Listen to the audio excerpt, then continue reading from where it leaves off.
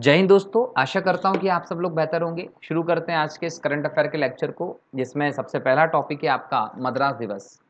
22 अगस्त को हर साल हमारे देश में मद्रास दिवस के रूप में सेलिब्रेट किया जाता है। इसको सेलिब्रेट करने के पीछे जो सबसे इम्पोर्टेंट कारण है दोस्तों, वो है आपका कि इसी दिन 1639 को मद्रास शहर की स्थापना की गई थी। मद्रास पट्टनम नाम का एक गांव जो था, उसे ईस्ट इंडिया कंपनी ने खरीद लिया था। किससे खरीदा था? स्थानीय शासकों से खरीद लिया था। और जब ईस्ट इंडिया कंपनी ने ये सब गाँवों को खरीदा तो उस समय फ्रांसिस डे जो थे, वो यहाँ पर अधिकारी के तौर पर थे और इन्हीं ने ही इस गांव को खरीदने के बाद एक समझौता किया स्थानीय शासकों से, और धीरे धीरे करके जो आसपास के कम आबादी वाले जो इलाके थे उनको भी इन्होंने खरीद लिया। और सबको खरीदने के बाद मद्रास शहर की स्थापना की थी। तो मद्रास शहर की स्थापना का श्रेय अगर किसी को जाता है तो किसको जाता है?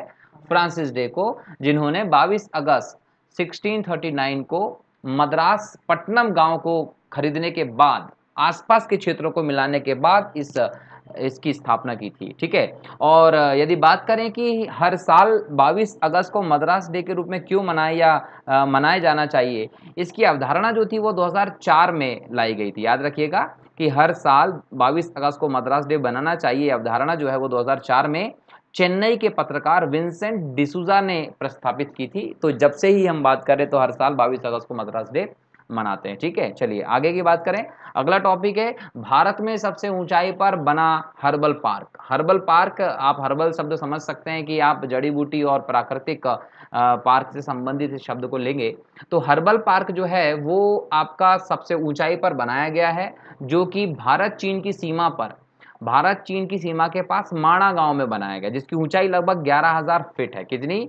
11,000 फीट। और कौन से राज्य में? तो याद रखिएगा उत्तराखंड में चमोली जिले में स्थापित किया जा रहा है ये, और इसका उद्घाटन कर दिया गया है। अच्छा, इसका उद्देश्य क्या है, इसको जाने जरा। तो इसका मुख्य उद्देश्य है कि जो औषधीय पौधे हैं और जो सांस्कृतिक रूप से महत्वपूर्ण अल्पाइन प्रजातियों के पौधे जो हैं, जो उसकी आपकी परिस्थिति है, उस पारिस्थितिकी को, उसके प्रसार को, प्रजातियों के प्रसार पर शोध करने के लिए ये पार्क बनाया जा रहा है। तो ये भी याद रखिएगा कि हर्बल पार्क का उद्देश्य औषधीय, सांस्कृतिक रूप से महत्वपूर्ण जो अल्पाइन प्रजातियां हैं, पौधे हैं, उनके प्रसार करना है, उन पर पारिस्थितिकी शोध करना है, इसीलिए पार्क बनाया जा रहा है। ठीक है। यहाँ याद रखिएगा कि इसमें हिमालय क्षेत्र की ऊंचाई वाली अल्पाइन की जो वनस्पतियां हैं वो लगभग इसकी 40 प्रजातियां यहाँ पर मौजूद है। कितनी प्रजातियां हैं? 40 प्रजातियां मौजूद हैं। और ये पार्क इसलिए और भी ज्यादा महत्वपूर्ण हो जाता है, क्यों? क्योंकि आपका जो अंतर्राष्ट्रीय प्रकृति संरक्षण संघ है, international union for conservation of nature जो है, वो IUCN जो है उसकी रेड लिस्ट में, और राज्य का जो जैव विविधता बोर्ड है उसकी लिस्ट में लुप्त प्राय और खतरे के सूची में इन प्रजातियों को शामिल किया गया। मतलब लुप्त प्राय और खतरे की जो सूची है उसमें इन प्रजातियों को सूचित किया गया है। मतलब इन प्रजातियों पर लुप्त होने का खतरा मंडरा रहा है, इसलिए उनको संरक्षित करना भी इसके अंतर्गत शामिल हो जाएगा। इसमें कई सारी औषधीय जड़ी बूटियां हैं जिनको भी संरक्षित किया जाएगा, जिन पर शोध किया जाएगा। तो इस दृष्टि से ये पार्क जो रहेगा ये बहुत ही महत्वपूर्ण साबित होगा हमारे लिए। ठीक है, चलिए आगे बात करें तो हजारा के बारे में बात करते हैं। एक जातीय समूह है हजारा। हजारा एक ऐसा जातीय समूह है जो हाल ही में अफगानिस्तान में हमें देखने को मिला है। अफगानिस्तान जो है, यहाँ पर एक जातीय समूह है हजारा नाम से हम जिसे जानते हैं, वह जातीय समूह की हम यहाँ पर बात करेंगे। यहाँ पर देखें तो मंगोल जो साम्राज्य है उसके संस्थापक जो थे चंगेज खान, मंगोल साम्राज्य के संस्थापक थे चंगेज खान, इसके वंशज ही अपने आप को मानते हैं। और चंगेज खान और उसकी सेना ने जब 13वीं शताब्दी के दौरान इस पूरे क्षेत्र पर कब्जा कर लिया था, तब से ये उनको अपने यहाँ पर मानते हैं। ठीक है। ये जो लोग हैं इनकी एशियाई विशेष प्रकार की एक शारीरिक लक्षण है। इनको हजारगी नामक फारसी बोली का उपयोग करते हैं, इसलिए इनको हजारा भी बोली जाता है। और यही चीजें इनको अफगानिस्तान के बाकी इलाकों से अलग करती है। तो ये एक इंपॉर्टेंट तरीके से एक अच्छी प्रजाति है जिसके बारे में आपसे पूछा जा सकता है। तो याद रखिएगा कि हजारा समूह कहाँ पर प्रचलित है, तो अफगानिस्तान में है।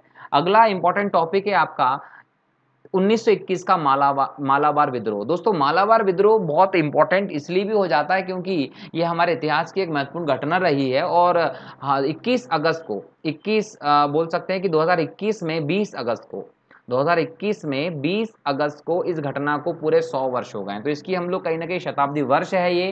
तो इसको हम इसलिए डिस्कस भी कर रहे हैं। यदि हम बात करें मालाबार विद्रोह की, तो ये विद्रोह जो है वो प्रारंभ में एक आंदोलन के तौर में शुरू हुआ और बाद में ये मोपला या मुस्लिम दंगों के रूप में बदल गया। तो इसको हम मोपला मुस्लिम दंगों के रूप में भी इसे हम जानते हैं। ऐसे देखा जाए तो यह विद्रोह दक्षिण भारत में हुए पहले राष्ट्रवादी विद्रोहों में से एक माना जाता है, लेकिन क्या है, बाद में इसको हम बोले तो मोपला मुस्लिम दंगों के रूप में भी इसे जाना जाता है। तो सबसे पहले देखते हैं कि मोपला विद्रोह है क्या। मोपला विद्रोह जो है वो 1921 में यदि हम बात करें घटित हुआ था 20 अगस्त के दिन, और 19वीं सदी में और 20वीं शताब्दी में शुरुआती दौर में जो मालाबार क्षेत्र है केरल का, याद रखें उत्तरी केरल के क्षेत्र को हम क्या बोले कि मालाबार क्षेत्र जो है, वहां अंग्रेजों और हिंदू जमींदारों के खिलाफ मोपला, मोपला किसको बोलते हैं, मालाबार के मुसलमानों को मोपला बोला जाता था, इनके द्वारा कई लेवल पर विद्रोह की एक श्रृंखला शुरू हुई थी। मतलब एक तो इन्होंने हिंदू जमींदारों के ऊपर और अंग्रेजों के खिलाफ विरोध की एक श्रृंखला शुरू कर दी थी, एक के बाद एक कई सारे विरोध किए थे। इन्हीं विद्रोह को हम मोपला विद्रोह कहते हैं। मोपला यहाँ पर कौन है, मोपला यहाँ पर मालाबार के मुसलमानों के संदर्भ में वर्ड यूज कर रहे हैं। मतलब मालाबार के जो मुसलमान हैं उन्होंने हिंदू जमींदारों और अंग्रेजों के खिलाफ मालाबार क्षेत्र में एक बड़े पैमाने पर विद्रोह शुरू किया था। इसी विद्रोह को हम मालाबार विद्रोह के नाम से जानते हैं। अगर हम इसके कारण की बात करें कि इस विद्रोह के क्या कारण रहे और क्या परिणाम रहे, तो याद रखिए इसके कारण और परिणाम की बात करें तो यहाँ पर आपको एक तो औपनिवेशिक शासन है और दूसरी बात है कि सामंतवादी व्यवस्था थी। इन दोनों व्यवस्थाओं के कारण यहाँ के जो किसान थे वो उन लोगों को बहुत ज्यादा प्रताड़ित हो गए थे, इसीलिए उन्होंने इनके खिलाफ ये आंदोलन शुरू कर दिया था।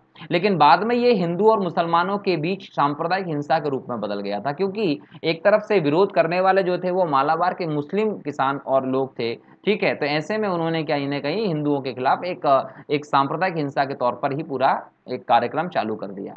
तो यहाँ एक और चीज देखे कि मालाबार के जो निवासी थे उनके बीच असहयोग आंदोलन तथा खिलाफत आंदोलन के संयुक्त संदेश को फैलाने के लिए अगस्त 1920 में गांधी जी भी गए।